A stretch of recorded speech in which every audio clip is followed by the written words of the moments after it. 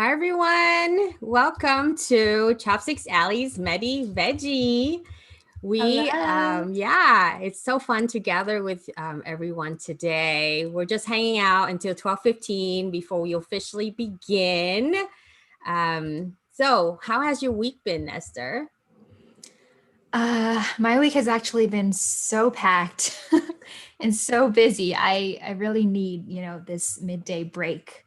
I love that I like force myself to do it, but it's actually a very honorable thing for me.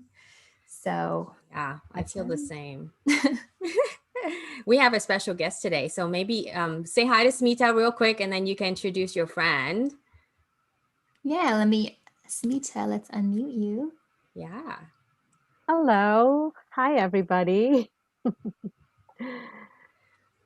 Can you introduce Julie for everyone? Yes, Yeah, just a of real quick course. one because we'll do the hmm official introduction Yes, later. Yes. of course. Now, Julie Reynolds Grabby is one of my closest, dearest friends, and we live very close to each other's homes. Our kids attend the same school district, and that's how we met.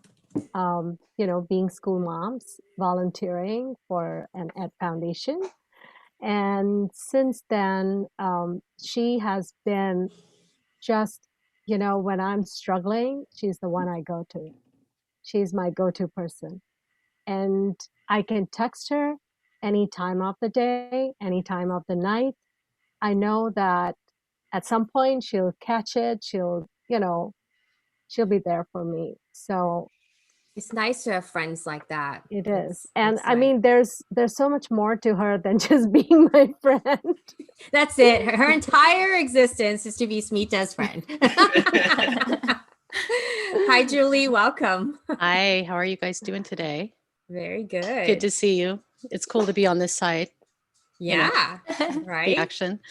That's Yeah. what I love about it. We have folks who join us for the meditation and vegetarian talk, and then they also come on as a guest. So, Matthew, I want to say hello. Are you wearing like these super cute suspenders, or what's happening there? Okay, I'll You're show the you. fashion guru on this show. Wow, look at you, Matthew. I love it. Fashion runway right Yeah, these are a pair of overalls that I got on eBay probably about, God, 12 years ago or something. there. Somebody made Wow. them. So, Wow. yeah, I'm a How big much fan. were they on eBay? I have no idea. I think they were pretty expensive because somebody hand dyed these.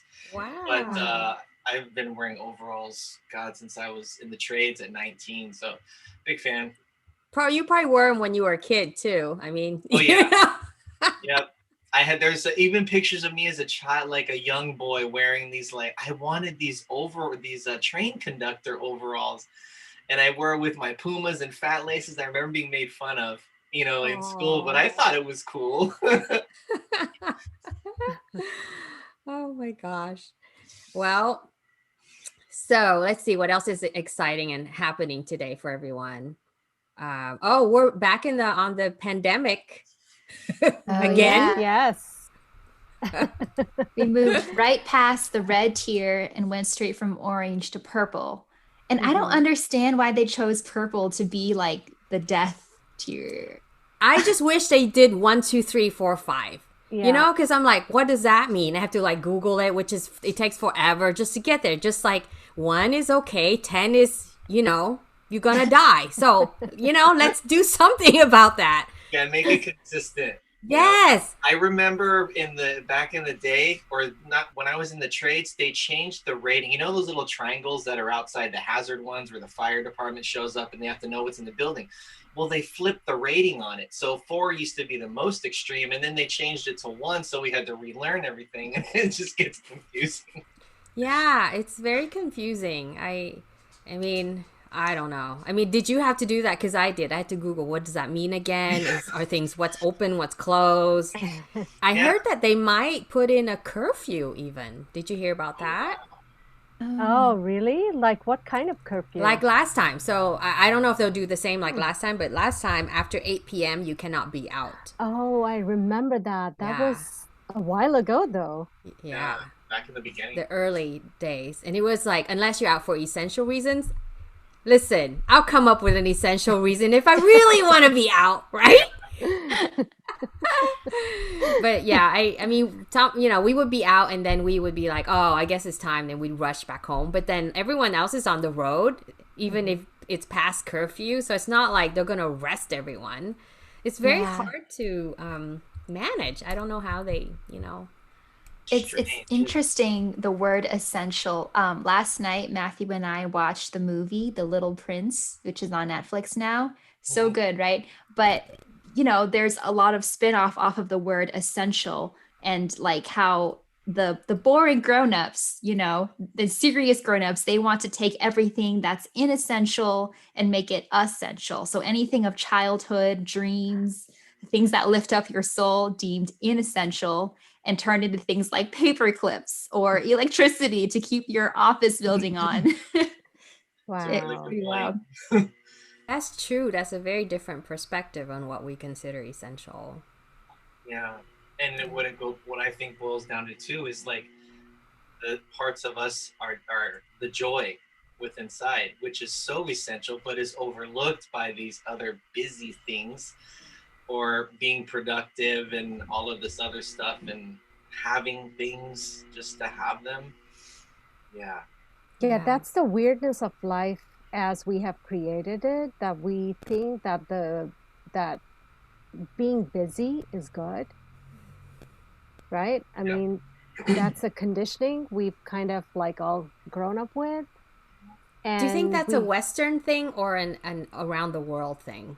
I will tell you, like in India, when my mom, who was initially a homemaker and then started a job later,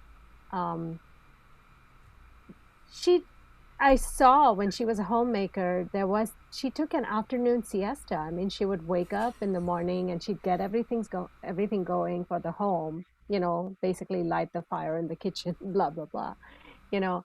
But there was that time during the day when you could not disturb her. It was her time.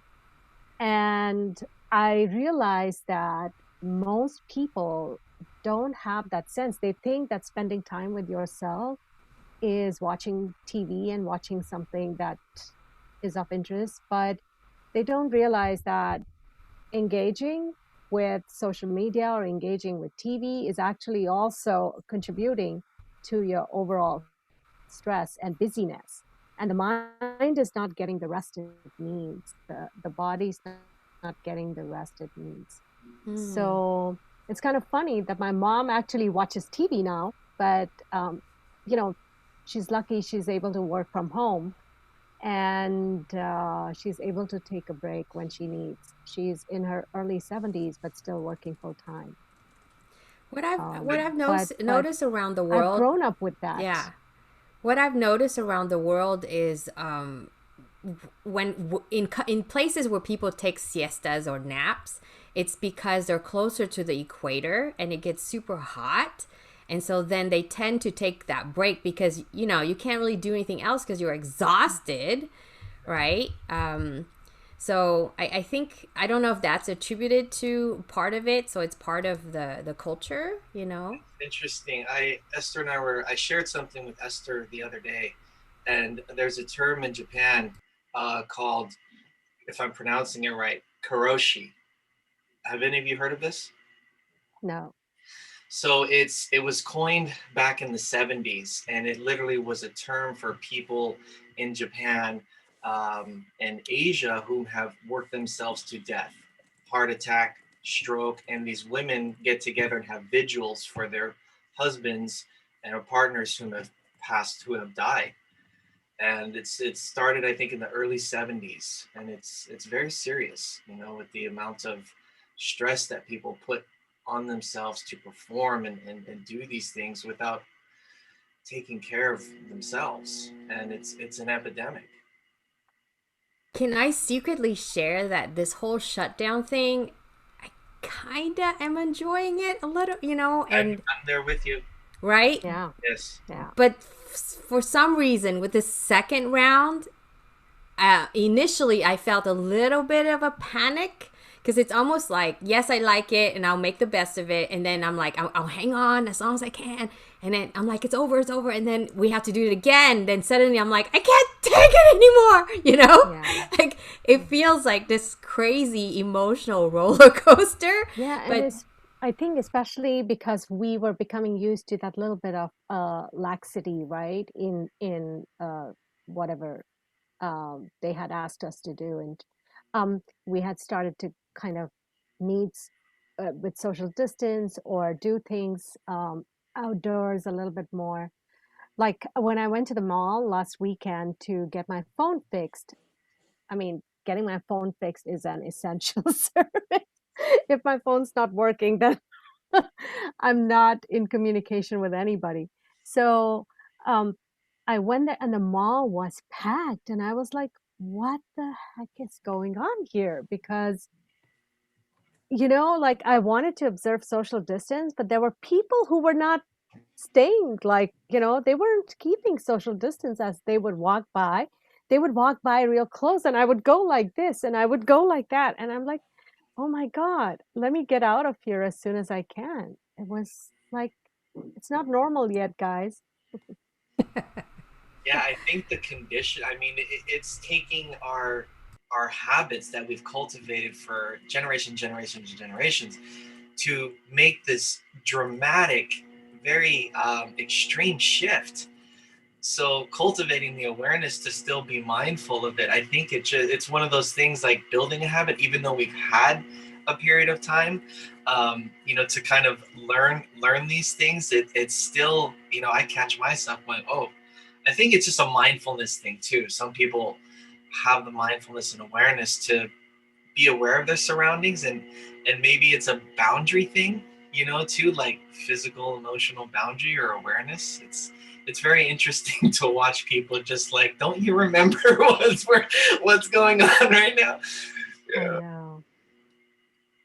well, On that happy note, I would like to take us into our official welcome to Medi-Veggie, everybody.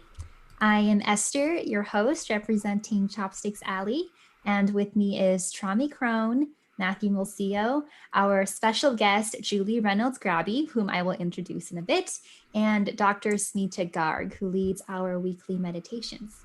Dr. Garg is also a past lives therapist, so if you've been getting curious or you're interested in scheduling a session with her, you can contact her at kinderwayhealing@gmail.com. We will leave her email in the comments. Her meditations are also uploaded on the Kinderway YouTube channel, which will also be shared in the comments section. Thank you, Esther. And yes, I definitely want to welcome our new Zoom participants today. We're happy to have you, and our participants on Facebook, YouTube, and Twitch as well. We're so glad that you're taking this time with us to meditate and to talk about the ways that we keep our minds and our bodies and our souls healthy with a veggie-rich diet and regular meditation. We always appreciate your comments, your chats, and your donations so that Chopsticks Alley can continue to offer these programs. So now we'd like to shine the spotlight on our guest, Julie Reynolds-Graby. Hi.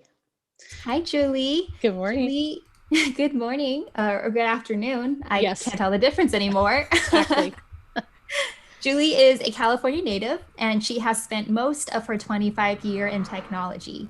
She has worked at Apple, NASA Ames Research Center, and Stanford University. Julie is the proud mom of 2 kids and some dogs, and she was elected in 2012 as a trustee for the Moreland School District.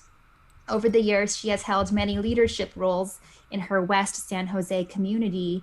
And just to list a few of them, she's been the founding and board member of the Easterbrook Neighborhood Association.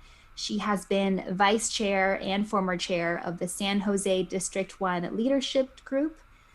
She has been an advisory board member for San Jose's Walk and Roll program. And she has also been a member of the mayor's San Jose Learns Committee. Julie has earned a master's in governance, graduated from the Community Advocates Leadership Academy, and become a master gardener for the Santa Clara County in these past 5 years. woohoo! Is that an official title that you have to get certifications for? Yes, it's extremely rigorous. It's almost like a master's level botany course that you do through the county.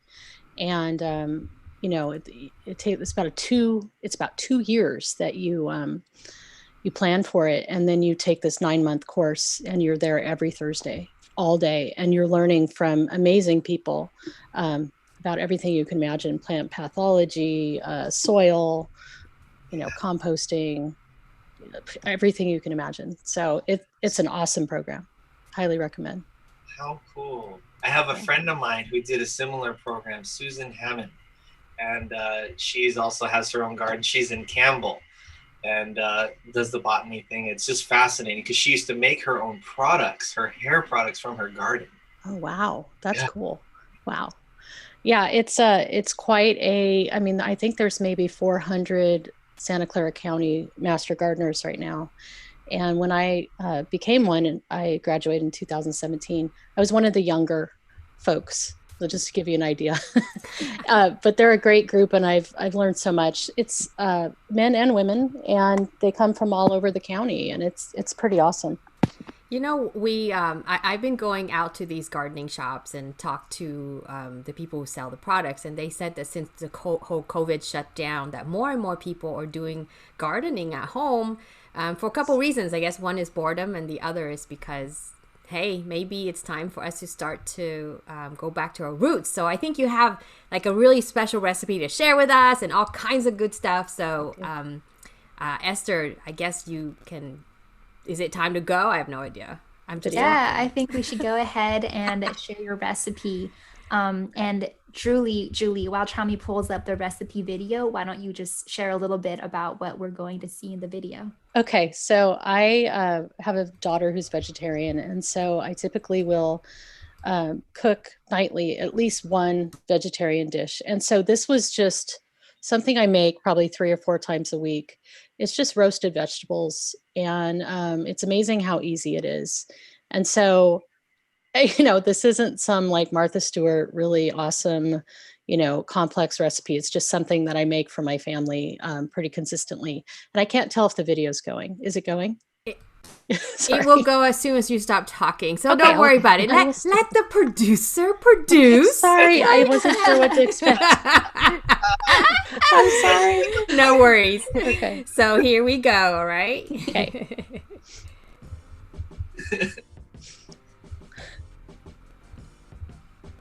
So you can talk now. Okay. So, simple veggie side dish. I happen to do it with broccoli. It's just, this is my actual kitchen, and I'm doing this one-handed. So forgive me for the Blair Witch Project sort of video. So I cut up 2 heads of broccoli, and that's dinner cooking on the stove over there. And so, as I started filming this, I realized, I need to do this with one hand. That's fun. So I poured some olive oil in a pan, in a cookie sheet, and then just put the vegetables in there. It could be any vegetables. I mix it up. I will do asparagus. I will do carrots. I will do a mixture of cauliflower, broccoli, green beans, you name it. You could do any kind of vegetable. And then that big jar, which once was tequila, is actually a spice mix that I make that's homemade. And I can talk a little bit about that maybe later, but it's something that I have given as gifts for years. And normally when I, this is a pretty big one, but I cook with it a lot. So normally when I give it as a gift, I'll do like a small jar like this. And I have my little labels and stuff. So I've been making it forever. So I just sprinkle it on there. And then I'm just mixing it up to make sure there's a little bit of olive oil on all of it. And then this is really important. I cook on low broil almost all the time because I find that I can adjust the temperature. Oh my gosh, it's already done. Okay, that was fast. Okay, you can tell it was in there maybe 20 minutes, and I kept adjusting the what rack it was on to get it crispier, because what I wanted to do is get the broccoli so it has some of that brown crispy on it. Okay, now we're moving on to regrowing vegetables. So I cook with green onions all the time. So basically, one thing that I've learned that I think is kind of cool is that you can regrow vegetables in your own kitchen, like green onions. There's other vegetables too. And what I was showing you is I have a lot of empty tofu things. So I often will use these little empty tofu things. Sorry, my kitchen is totally gross. Sorry, it's total real life. So in here is just water, and then these little guys start growing just from the water, and you can snip them off and you have green onions for days. I mean, forever. And so, you know, I always have these. And when they kind of start looking not so good, I go put them outside and I put them in dirt. And then that's my compost pail. I'll just, since we're on this. And so all of our green waste goes in this bucket with this plate on top, and probably dump that out. We probably do 5 or 6 of those a week, and that goes straight into our yard. So it's a really easy way to compost.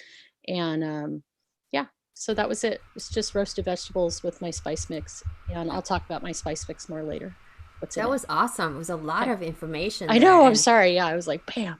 Wow. And you definitely win the Blair Witch Project video really contest of the decade. But, you know, in your defense, I have to say, you did it all with one hand.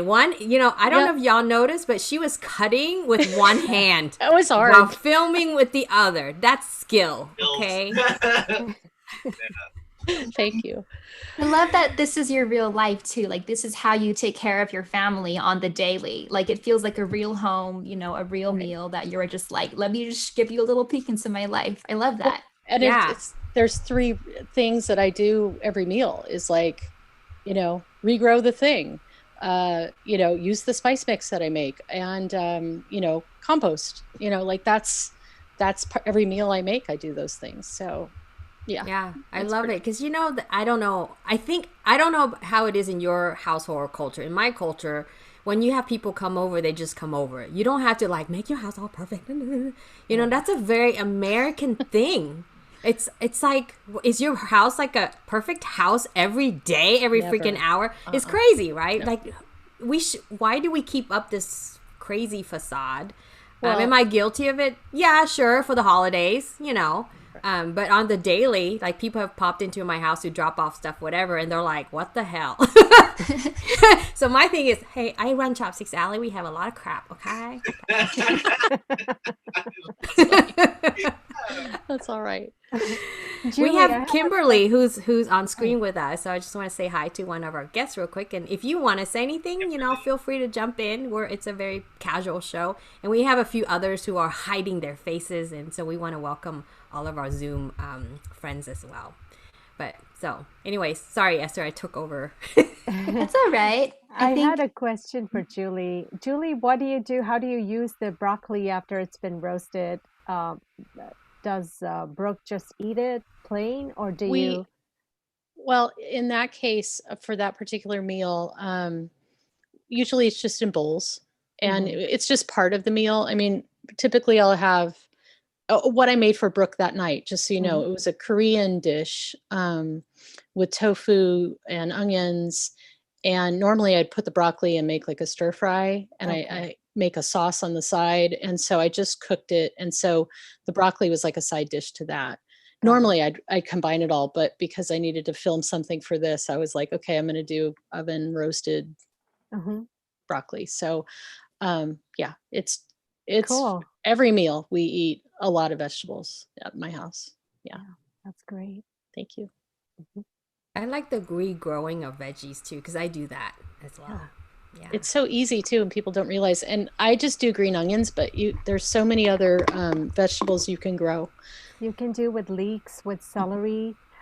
Here's something I tried. I had beetroot, and then I cut off the top of the beetroot. It had like a little, leaves growing, and then I just put the top in water, and now it has sprouted nice big leaves, which I can use in salad.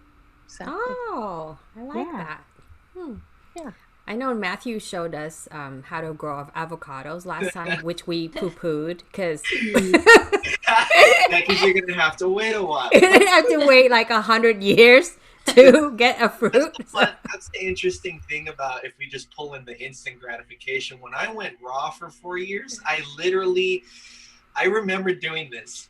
I wanted to prepare raw French toast. So I made the bread, and I literally got up at 2 a.m. so I can flip it in the dehydrator. And then it was insane because everything took a while, but it also taught me patience. You know, that things don't happen right away, and you don't have a microwave or anything. So that was, I think, a great part of the learning to prepare foods and it being raw and things taking time to dehydrate. So it was, yeah, I learned from that experience, but avocados take a while. You're very good for grounding us, because yes, patience is a virtue, which I do not possess. I was chatting with Smita last night about a very important project. I'm like, you tell me now. I don't want to wait. You tell me now. She's like, can't I? No, you tell me now. Oh my God, I We're all know. guilty of that, though. Like, Yeah. we have patience with some things, and we need to cultivate more in others, especially when it comes to relationships. You know, I have patience with my work, but then other areas I'm like, oh, I could really work on this a bit more. Yeah. Yeah. And I think there, like, you have to just look, if you know the person's heart, you know where they're coming from, and you can create space for that energy of impatience to flow through and get out of the way, and then you can go back to talking to them. Yeah. And that's always a good reminder. Yeah, for our audience who are impatient, just so you know, we're about to begin our meditation soon. But hang out with us, because afterwards, Julie, the master gardener, is going to teach us a lot more. So I'm excited about that. Yeah. Smita, could you tell us about today's meditation? Yes. So, our meditations, if you haven't noticed already, is it's always around the theme of whatever we are discussing in our show. So today's meditation is about cultivating your inner garden. And it is, again, something that comes to me. I wrote it down just about an hour ago. And it's always interesting to me how it comes in a flow when the time is right. It just flows.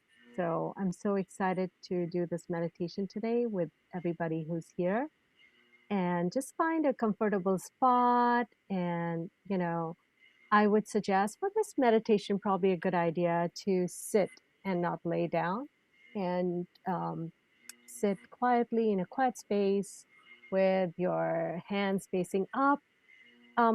Sometimes you might wonder why, meditators or people ask you to hold your hands up like that. Usually, it has a deeper meaning. It's allowing energies to flow. It's allowing energies to connect with the universe.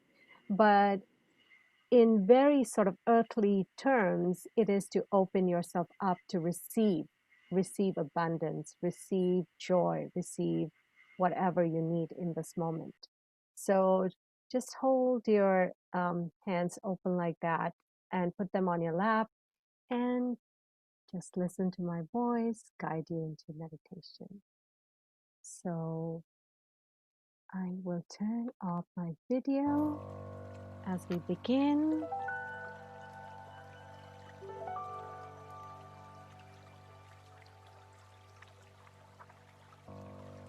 And sitting quietly, comfortably, and easily. Just keeping your eyes closed,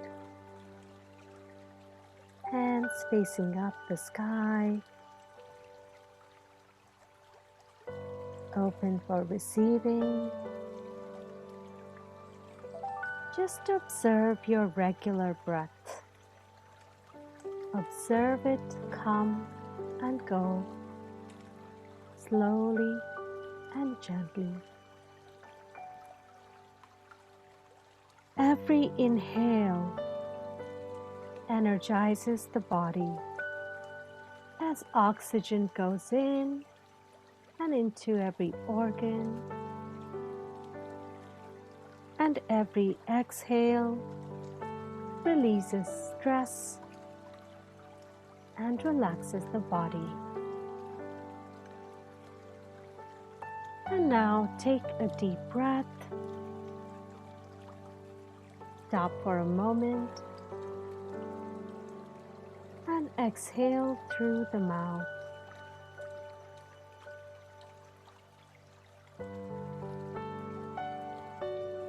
As you relax more and more, feel a beautiful, soft, golden mist surround you. You can't see anything through this mist yet.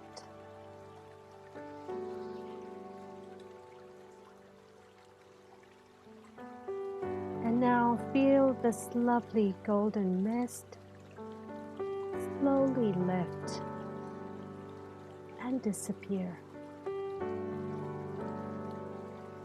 As it disappears, find yourself in a beautiful garden.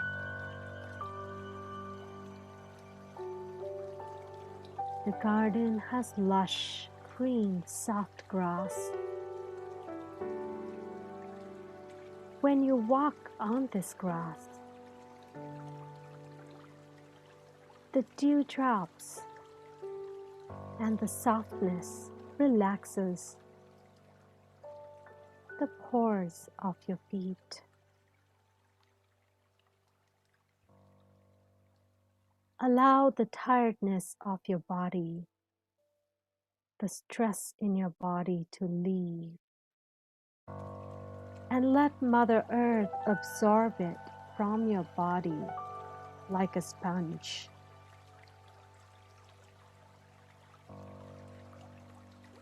Now look around you. There are large shady trees in this garden. Their leaves rustling as a gentle breeze blows. And listen carefully to the soft sound of the waterfall somewhere behind the shrubs and the bushes. Listen to the sound of water and let it relax you. This garden has beautiful flowers and plants growing all over.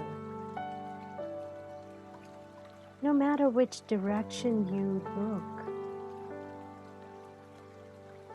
the peace and calm, the lush green, the twinkling sunlight,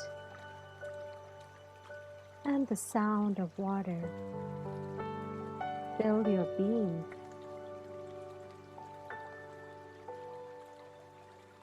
Take it all in.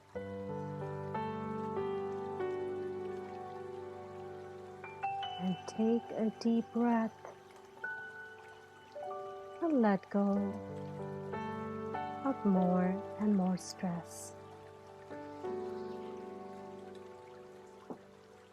In one part of this garden are fresh flower beds ready to be seeded. The soil is moist and waiting, and there's nothing growing here at this time. But this is your patch. You get to sow your dreams, your desires, and your deepest wishes here. Think for a moment, what would you like to see grow? And how will you nurture your garden?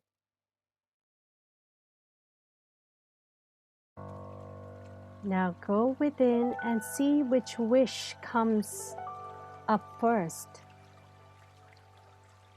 In this instant, see it like a tiny seed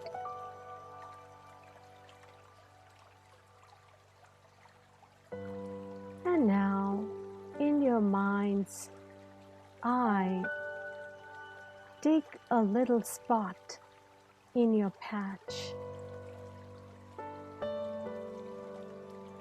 Feeling the moist soil in your hands, on your fingers.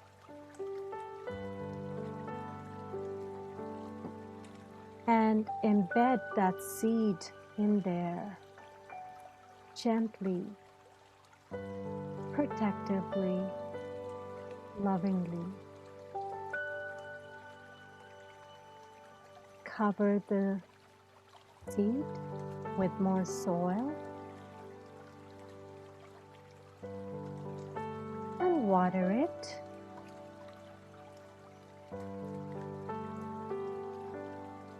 And send it some of your loving energy so it may grow well.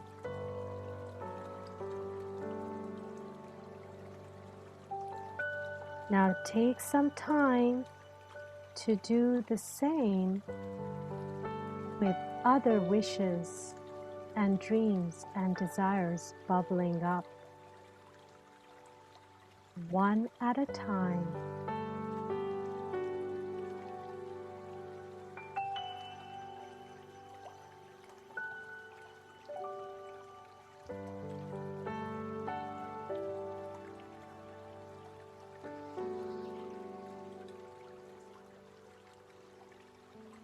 Once done,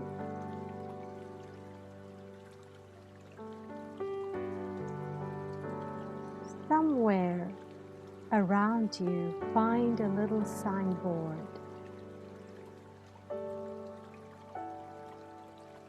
and write your name on it.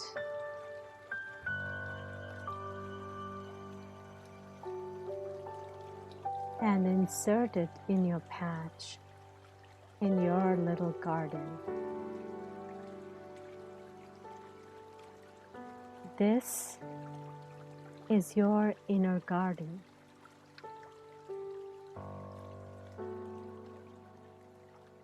Come here daily, water it,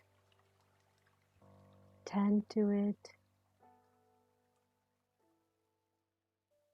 talk to your plants growing there, meditate on it, and remember, if you pour too much water on it, or too much worry, or overthinking, it will not bloom. So give it just enough and leave the rest to the universe. Every seed comes embedded with knowledge on what it needs, how much it needs to grow. You cannot force a plant to bloom before its time. And so all your dreams and desires have a time frame when they will come to a fruition.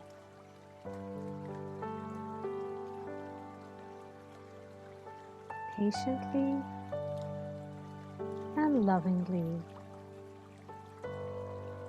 tend to your inner garden every day.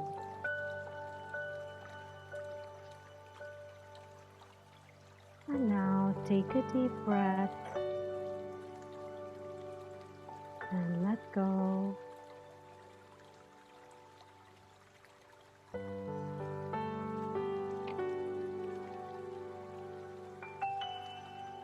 Namaste.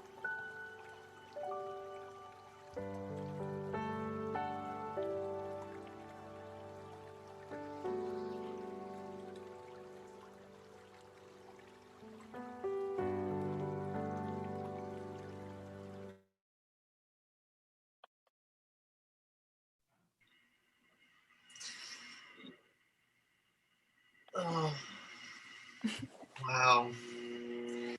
I feel so lucky, to have you aboard, Sunita. Just That meditation was just wonderful. Every time there's always something new that comes up. And I actually got a little emotional there. This image of like the movie Wall-E when he had the little boot with the little plant in there. Yeah, it was really sweet. Thank you so much. You're welcome. How is everybody feeling? Wonderful. For our Zoom participants, if you'd like to, chime in or join us on camera or speak, this is the time where we would welcome you to. You don't have to, no pressure, but it was really nice, Vita. I needed it because it's been crazy. So I know. I like the part that you shared about giving it just enough what it needs and trusting the others to do the rest. I think that's something that I'm working to grow in those areas where not being so vehement or trying to force something and just letting it be, tending to it, and trusting. Yeah, very true. And I mean, if we look at how our body also very literally, when our body is when we are eating seasonal vegetables that are not being forced to grow when they don't naturally grow, right? When they're not being forced to grow, say winter vegetables that don't grow in summer, but then we eat those vegetables in summer, even though they don't go well with our body and the way our body works. There is such a beautiful flow in how everything in the universe works. So trying to grow the vegetables that grow naturally in winter, trying to grow them in summertime may feel like a big achievement, in terms of, oh, we beat nature, but really,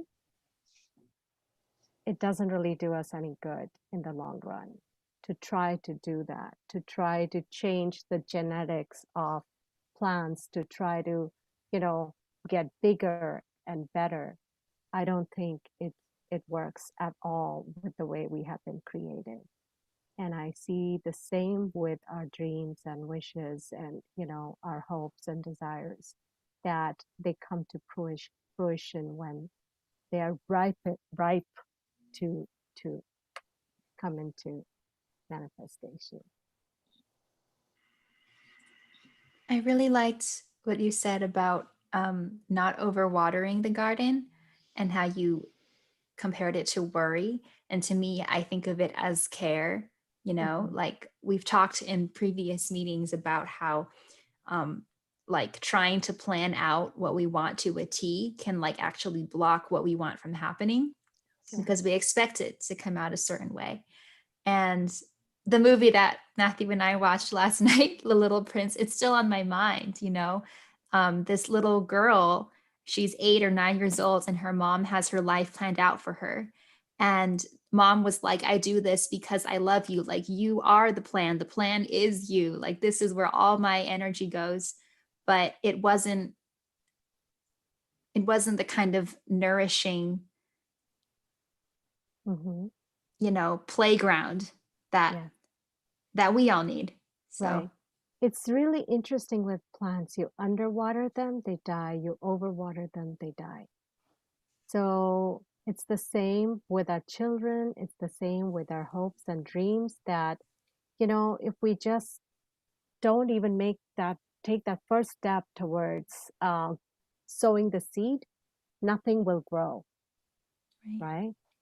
But then if we do put the seed down in soil and then we keep watering it and we keep going and sitting by it to see, you know, is it growing, not growing, constantly thinking, it doesn't do it any good either. So there has to be that balance. And sometimes it takes us a while to figure out what that balance is. But I see a lot of, you know, similarity in how we grow plants and how we make our dreams and hopes come true. Yeah. We have some comments we'd like to share. So on Facebook, Jessica Savage, our favorite friend, sent a message to say that she really enjoyed your meditation. She said, "What a wonderful meditation, Smita!" Exclamation. Even though someone knocked on my door in the middle, I was still able to come back and enjoy this garden themed one. Such a gift. Thank you.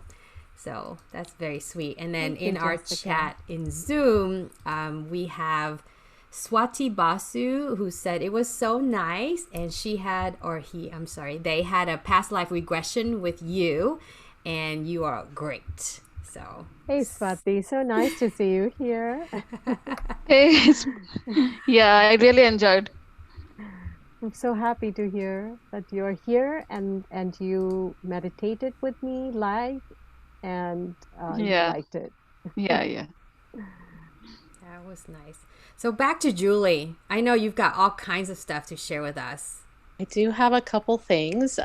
So I know that a lot of people, especially in the pandemic, have a lot of time on their hands. And I know that there's a huge increase in interest in succulents. So I went out to my front yard this morning and I just took a couple sprigs of various succulents that I have just growing in my yard. I think I have about 100 different varieties.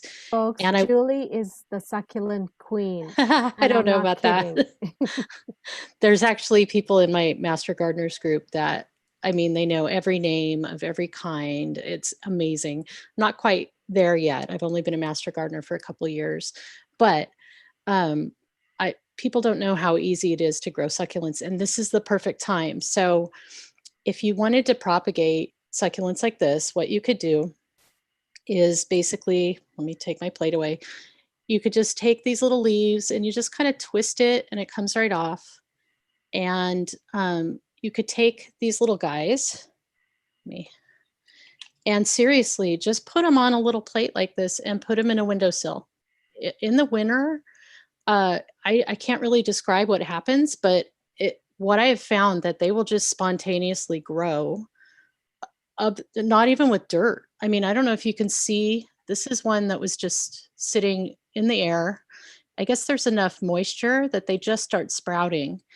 And then once they get like this, you could easily just put it into some soil and grow it. And then they grow little tiny baby plants out of it, right? And I have a kind of big one that I took out just to show you guys. This leaf looks a little kind of gnarly up here. It's a little crunchy. And so what has happened is this plant is growing those roots, but it's absorbing the energy from this leaf. So if you think of it, and my dear friend Anna Song was talking to me about this just the other day, and she might be on here somewhere. She was saying, it's just like motherhood, because this little plant right here, in order for this new life to start here, it is basically sacrificing itself. This whole leaf will basically dry up and go away at some point. Sucking the life out of you. Sucking the life, right? Just to create this new life. Succulent. It is a succulent. That's right. And so I just wanted to show, like, this can just grow. This doesn't happen in the summer as much, but I just find in the winter there's enough moisture in the air that it will just start spontaneously growing little roots. And it's so easy. And so another thing I wanted to do was show you, I have this really cute planter that I got as a gift, and they're beer bottles that they're like on a little stand, and they have been cut, and they have little corks in them. And so I went and I put gravel in the bottom because succulents don't like to sit in water. They like drainage. So one of these I put some soil in. So I did some gravel and then I put the soil. And so I wanted to show you how easy it is. I could take one of these that has a root on it, like this guy, and they don't need a ton of soil. They're actually amazingly easy to grow. And I have some other ones with roots, and you can make a succulent garden in like a matter of moments just by putting these little guys in here. And I will show you here at the very end, there's a succulent garden right there. You can have that in your So kitchen. cute. Easy. And then I Here's always, a I'm super, succulent garden that Julie made for yes. me 2 years ago. And all these plants were like baby plants. Yes. And now look at them, Proud right? mamas. They're overflowing. They're overflowing. Yep. One other thing I like to do, I'm sort of a whimsical person. So, you know, I have lots of pieces of sea glass and marbles and shells and, you know, little Buddhas and all sorts of things. I like to put a little whimsical piece usually in my, or more than one, in my succulent gardens so that they kind of have a little bit more excitement than just the plants. So anyway, you saw how fast that was. And I'm not going to water that a whole lot. I'm, you know, right now, like I said, because it's winter, that gets some moisture from the air. So what I might do in a case like this is I have a squirt bottle and I would just, you know, every couple days, just moisten it a little bit and that's it. It's good enough. That will grow and it'll do wonderfully inside or out. So that's one of the things I wanted to show you guys. Also, you know, you don't even need to root these. Like I went and grabbed this. It's not doing that great, but I wanted to also show you when you want to, you know, I just picked this morning and don't be afraid. Like you can just take these and just rip these off and then you can stick all these just in soil and they're going to root. And so, you know, I now have 5 plants. So and my yard is the kind of yard, everybody in my neighborhood knows that if they want succulents, they just need to come over with a bucket and we'll walk around and they can have whatever they want. And, you know, we go picking a lot. And so I think of it as sort of a giving garden. And I like that the propagation, you know, I like that it spreads the joy around and people don't need to spend any money. They can just show up and, you know, we can learn about them as we go. So that's that. I have another tip that is, I have a little visual aid here. We have a pomegranate tree and we love pomegranates, but the bummer is so do the fruit rats and the squirrels. And I know anybody that grows any kind of fruit other than citrus is in this area knows that we have a lot of critters that like to eat the fruit. And so just as it's ripening, usually, you know, you'll find just it chewed up and it's disgusting. So something, and this has nothing to do with master gardeners, it's just the thing I do. You know, these clam shells that you get, this was grapes and they're kind of this size and they have this crunchy kind of, you know, female male thing going on here. What I do is when the fruit sets and it's just starting to grow and maybe they're small, is I'll go out and I'll put these around the fruit that's growing. And then that way it totally protects it so it doesn't get eaten by the critters. I mean, the tree looks crazy. I mean, it has a bunch of these plastic things on it, but it means that we get amazing fruit. And some of our pomegranates are about this big. That's why I do these really large ones. But it's such a cool tip. And then as you harvest them, you just take these and toss them in a, you know, in a bin or something and then reuse them next year. But the beauty of these is there's lots of holes in here and lots of airflow. So the fruit can still mature on the tree, but those critters can't quite figure out how to get in here. Occasionally they'll eat through the plastic. They get kind of desperate, but that's just another tip, like a real world tip that I use all the time. And that's awesome. Love that. I love that you found a good use for plastic. I know. That's what gets me. Yeah. Yeah. And that's kind of my whole life, actually. When I think about it, is I'm all about reusing items. I mean, even the jars that I do my spice mix in, they're all recycled. They're all hand washed and, you know, reused. I don't go and buy jars to do that because I collect jars for Julie all year through. yes, she does. And she makes really good olive oil infused with herbs. So I return the favor and give her all of my olive oil jars so that she can do that. So I need to give you more olive oil. well, and I have about 50 jars for you. So yeah, Okay. I've been cleaning out my house. Okay. And Just so for our audience, so they know what's going on. So usually our Medi-Veggie begins at 12:15 and ends officially at 12:45. But we hang out sometimes for an hour, and then once we turn off the live feature, we might be on for another like 3 hours. It's kind of crazy. So hang out with us. If you got to go back to work, do that. And we're glad that you joined us today. yay. Yeah, I think- I also just want to jump in really quick, Julie, and say that your friend Anna Song is definitely here. She's watching us through Facebook Live, and she's been cheering you on with those wonderful recycled bottle succulent pots. And she vouches for your pomegranates. She's like, Julie's pomegranates are delicious. Well, Okay, and- I need one. Well, and the thing is, I mean, Anna's a kindred spirit, like Smita's a kindred spirit, because Anna was here yesterday. She's one of the only people that comes to my house on a regular basis. She's my cohort. She's my family, right? And so I had given her one of these pomegranates, and it was like this big. And she came back yesterday, and she had this pomegranate powder she had made of the skins. She had dried them and then made this pomegranate powder to put on yogurt or maybe on ice cream or whatnot. And she was telling me all the properties about the pomegranate skins, and I was just like, how cool is that between us we're like reusing, and so there's no waste. And so she's amazing. Actually, she's been on the I'll just really quick, she's been on the Santa Clara County School Board for 20 years. And she's just an amazing soul, and Smita knows her very well. So the three of us are really, really good friends. So I appreciate that she's here today. I love you And- both. And tonight, I will just say, is her last school board meeting ever.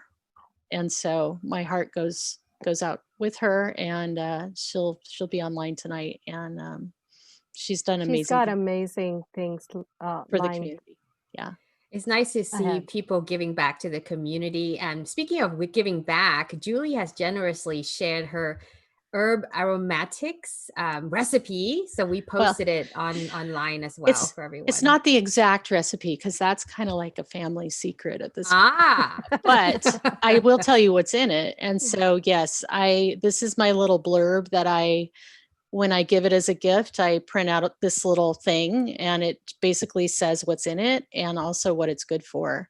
And this is based on probably 10 years of giving this out as gifts and having people come back and tell me, oh my God, I tried it on popcorn and it was so good. Or, I loved it on, I as a meat put it in rub. everything. I even use it in some of my Indian cooking, actually.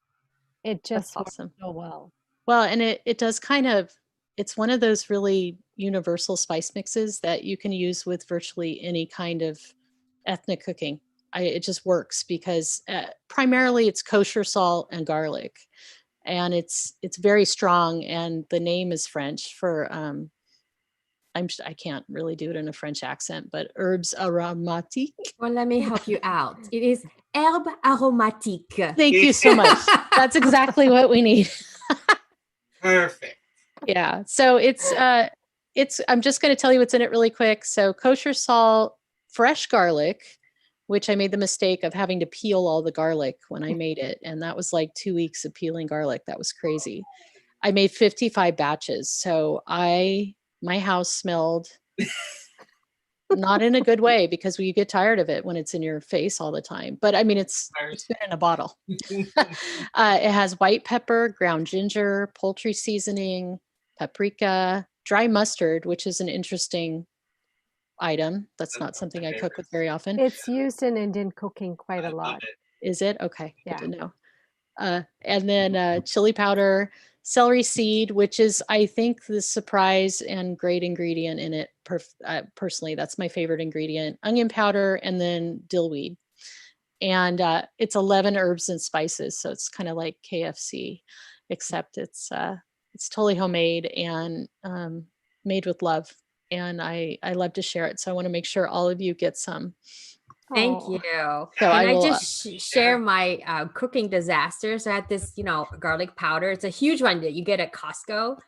And so I'm like cooking, vegetable like you. I'm opening the lid and went like this, and the whole thing. Oh my God! Like somehow the little old ones got stuck to the actual lids. The whole thing went in. I'm like, no. I have to rinse the entire thing. It's not the same after that.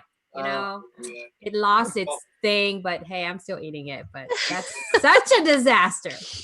That happens to the best of us. Like grabbing the table salt, at a restaurant, and somebody happened to, and then bam, and then just all over everything.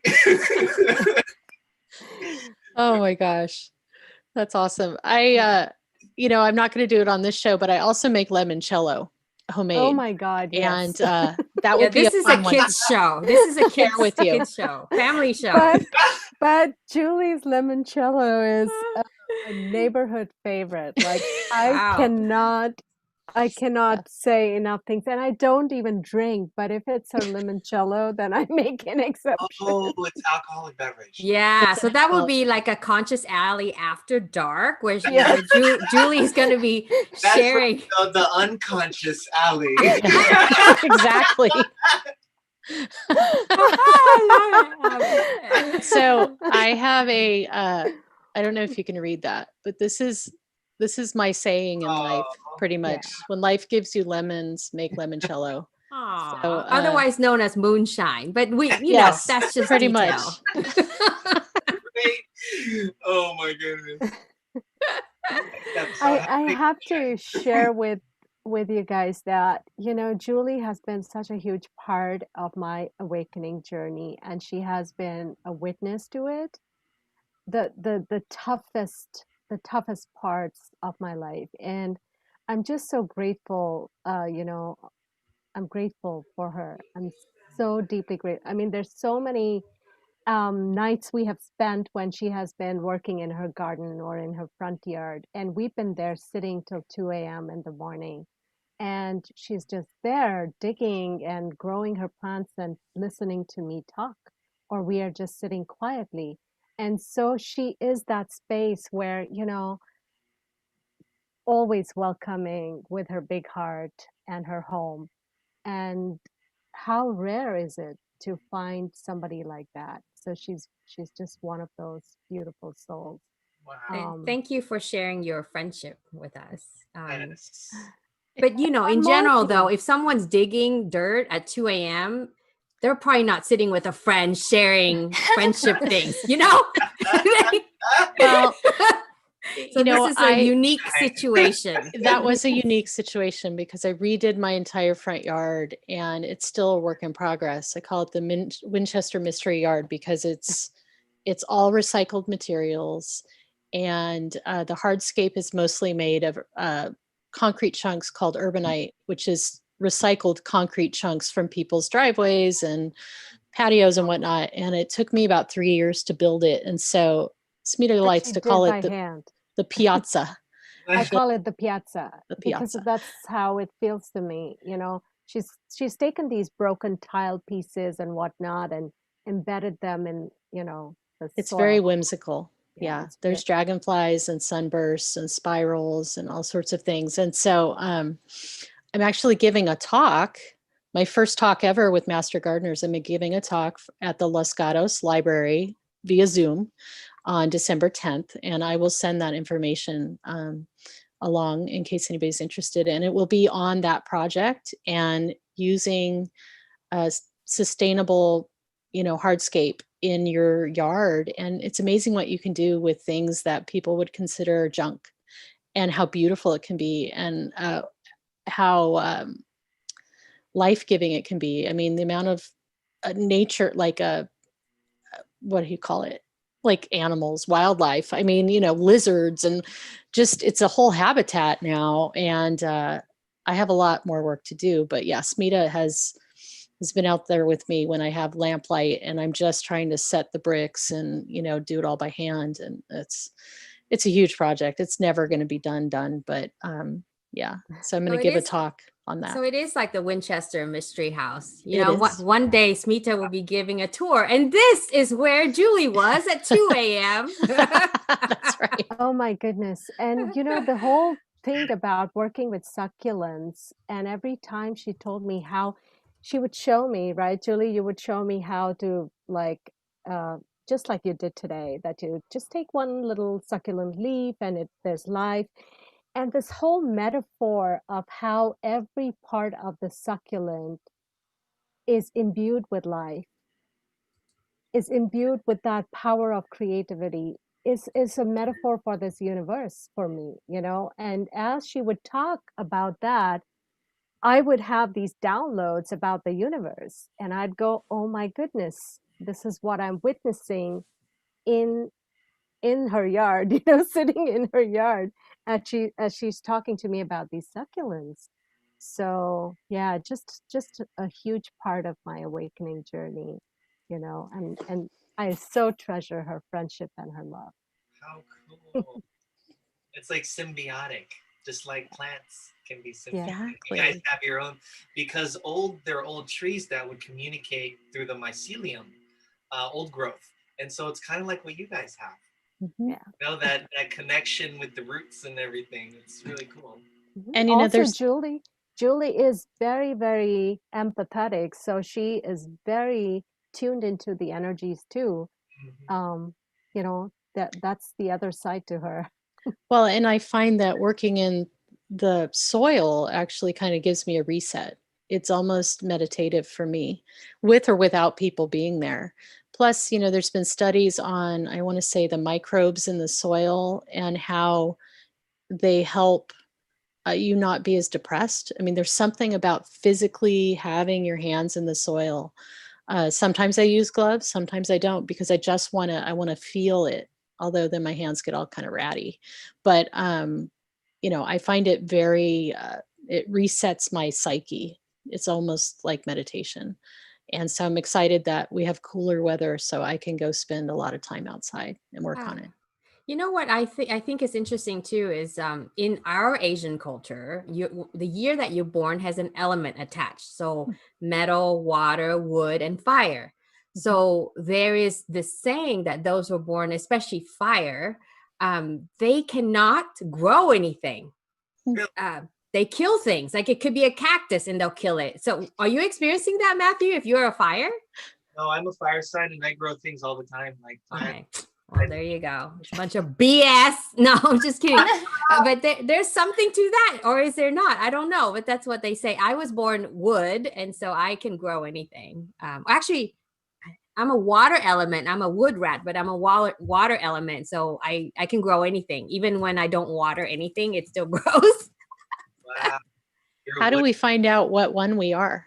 Where do we You just look for look that? up your year and just go Chinese zodiac, Okay. and then element. So usually you'll say like, I'm a rat, so it'll be a water rat, which is a wet rat, essentially. I'm trying to find out right now for myself. I know that I'm a rat, but I've never looked up this. Oh, you're a element. rat too? I think I'm a rat Yeah. too. Ah, I'm so dragon fire. Oh, I'm water. I'm a wet wow. rat. I think I'm a Rat and dog. dragons get along, by the way. Of course, I'm a pig. Like that. Like really? Okay. Yeah, I'm a pig. Pigs are awesome. Pigs are like one of the favorite zodiac. Yeah. Metal pig. Let's see. No, I'm not a metal pig. I don't know what kind of thing I am, but let's see. So Interesting. Matthew, tell us about your impression of gardening, because I know you know everything. So almost. I have enjoyed gardening, and I have succulents are one of my favorites as well. And actually, this is funny that we're actually talking about this right now because I'm in the process of doing research to build a very large mossarium. So rocks. What is that? What is a So a mossarium is similar to a terrarium, but it's like terraforming. So you're using stones and natural elements, but it's mostly moss. So what I'm trying to do is recreate these very beautiful scenes that I see with filtered light using the stones and then the natural, because I love moss and I love ferns and I love redwoods. So somehow maybe bonsai, some redwood in there or inside the mossarium. But yeah, I do enjoy. I don't do enough of it, but succulents and plant life are I'm very, very drawn to. Very much nature. We have Marcos who's wondering what the heck is a limoncello. So I think I'm correct in saying that it's a lemon flavored alcohol Julie, do you liquor. want to talk a little bit about Yeah, how it's you an make it? Italian liqueur. I had it on a cruise once, and it's a little syrupy. It kind of almost reminds me of kind of cough syrup, lemon flavored cough syrup. I don't make mine like that. I make mine a lot more tart and not as like sugary sweet. But yeah, I mean, I've had limoncello making parties with girlfriends, and this is back before COVID, obviously. And it's a total blast because you use the entire thing. You use the whole lemon, you use the peels, use the juice. I compost all that. It sits in whatever kind of alcohol you want. You I make usually do fruit vodka. leather with the peels. I make fruit leathers with the peels at the end that have been soaking in vodka for 6 months. That's a really tasty. I would eat that. It is really good. I have a batch in my fridge right now. So every 6 months I bottle limoncello. I make maybe 18 bottles at a time. And, it's just, this mixture is strained and then it's put with simple syrup and, it's pretty potent. You Very can have a cool. little shot. I keep my bottles in the freezer, so it's always like a lemon icy almost. So, not that I'm next, drinking all the time. I'm not at all, really. But it's yeah. available if anybody needs it. Yeah. So Esther, can you tell us about the episode next week? Because it's a special Thanksgiving episode, right? So we don't ever rest, especially for Thanksgiving. We got to do this. So tell us everything. Oh my goodness. Okay. Well, I'm just looking at Smita's face. She's so excited. We're going to have a very special guest who is actually a cousin of Smita's, and she co-authored a recipe book. The other author is Smita. You're going to have to remind me. That's her her daughter's daughter, Priya Krishna. Yeah, who used to work with Bon Appetit. So we are kind of bringing in the celebrity chefs back into our show. And she is going to share with us a very special butternut squash recipe. And leading the meditation. Who's leading the meditation next week? None other than our very own Matthew Fulcio. You guys on live stream can't see this, but he literally was just like, oh my God, who? Let me spotlight this guy. After being guided through so many wonderful meditations with Smita, it's not that that's a big shoe to fill. Not that I'm trying to fill it, but it'll be a great experience. I led one before for another group, and it just gave me such a deeper appreciation for what you do, Smita, and the positive impact that it certainly has on me. So you've inspired me in many ways. Oh, yeah, and we had you. quite a few audience members who requested for you to do a meditation. Yeah, you're like, superstar. So it's wonderful that we're able to cultivate this environment and encourage you to do what you really should be doing, with all of us. So we really appreciate that. And also Dr. Smita for graciously, agreeing. And I think Of she's course. probably enjoying to meditate herself this time instead of always working while we get to enjoy, right? Yeah, I'm really looking forward to just going into that, place of calm and peace and having you lead it. So yeah, don't worry about anything. It's just, I'm sure you'll do an amazing job next week. The way I see it too, this is just a great opportunity for me to be uncomfortable, to step into the unknown and do something that I'm learning how to do. That's kind of the theme with my life, with all of the projects that I take on, where it's like, I've never done this before, but I'll figure it out. That sort of mentality. But it's good because it helps me grow as a person. And I mean, that's ultimately why we're here. That's the stuff that's the most fulfilling.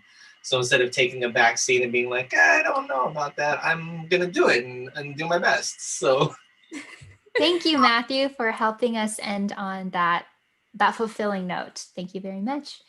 So thank you again to everyone who joined us today on Zoom and Facebook and Twitch and YouTube. We loved having you participate. Special thanks to Julie, our amazing guest, sharing so much of her gardening knowledge and skill and her heart. Thank you for bringing your heart here, Julie. Thank you so much. So we'll see everyone next Wednesday again at 12:15, but we always come on early. La la la. You guys know all that. Yes. So yeah, it'll be wonderful. So bye everyone. Have a great week. Bye. Stay safe.